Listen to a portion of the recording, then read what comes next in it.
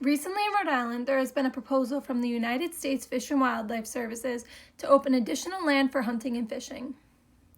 This additional land that they plan to open for these activities are wildlife refuges.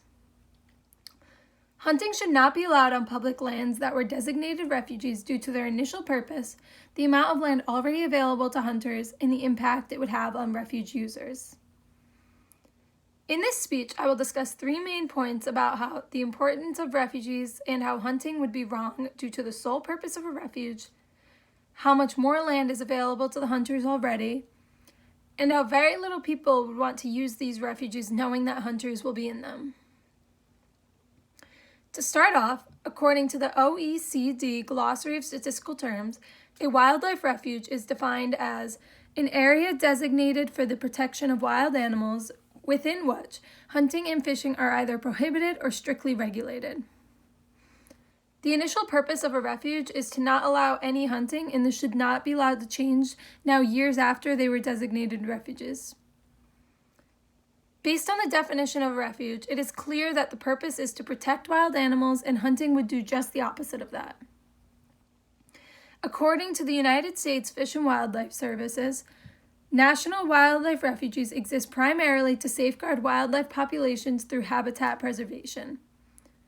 In a study done by Animal Conservation, it was found that these hunting-free reserves for game species are zones where birds find an area of reduced disturbance. These animals at the wildlife refuge should not be in danger and increased disturbance just so that hunters can have another location to kill. By allowing hunting, the current animals of that refuge would be in great danger of being killed. In some cases, the reason people go to these places is to see these animals which live there and watch them. If hunting were allowed, then these animals would be at great risk and could eventually result in the loss of these species from said refuges. This would in turn result in less people who would come and enjoy the refuge and the wildlife within it. The next point I will touch upon is that there are already so many places available to hunters across America, so there is no need for them to intrude on these refuges. According to research done by Backcountry Chronicles, it was found that the amount of public land over the United States that hunters are allowed to use is nearly 30%. This is nearly 1/3 of the entire country that is already available to hunters, not including the refuges that some already use.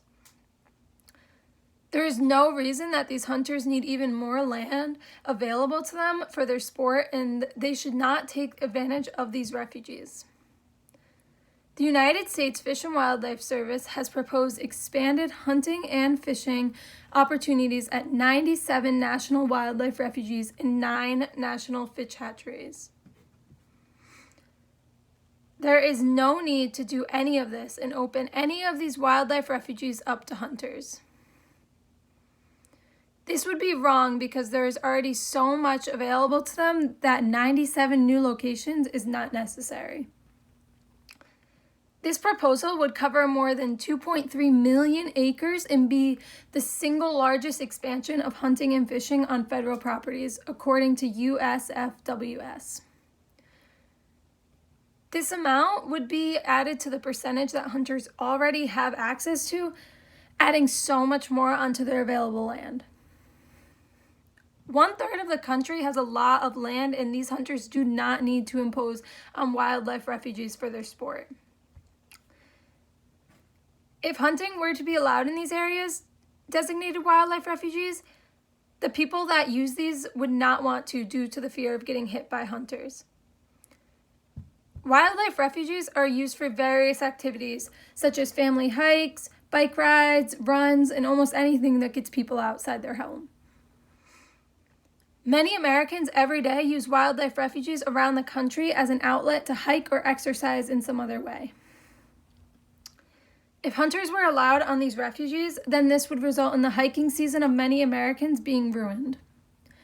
No one would want to hike because of a fear of the hunters in the area around them. It has been proved by a study done by the HD Gov human dimensions, that getting outside increases human health, and there is a positive correlation between nature experiences and general well-being. Just being out in nature helps a lot with mental health, says Juan Lopez, who worked with Valle de Oro National Wildlife Refuge. By allowing hunting on these refuges, a lot of the positive effects of getting outdoors on them would be taken away due to the fear of the hunters. If hunters were to be allowed on these refuges, these hikers and avid users of wildlife refuges would not feel as safe and would not want to go on with their outdoor activities. This would also affect the economy greatly. Millions of visitors are drawn each year to the refuge system's world-renowned wildlife-related recreation opportunities, generating local economic benefits, said Margaret Everson, Principal Deputy Director of United States Fish and Wildlife Services. In a recent study, United States Secretary of the Interior, David Bernard, announced that 53.6 million people visited national wildlife refuges in 2017, which had an economic impact of $3.2 billion on local communities and supported more than 41,000 jobs. By allowing hunting and reducing the number of visitors, the economy would also be greatly impacted. On designated wildlife refuge lands, hunting should not be allowed because of the refuge's purpose, the land that hunters already have, and the effect it would have on the public who use these refuges daily. In this speech, I discussed how hunting should not be allowed on land intended for protection, how hunters have almost 1/3 of the country to hunt on, and how avid users of the refuges would be affected by allowing this hunting. Make sure to listen in your hometowns and do your research on which refuges are in danger of being hunted. I know in my hometown of South Kingstown, Rhode Island, a lot of them are.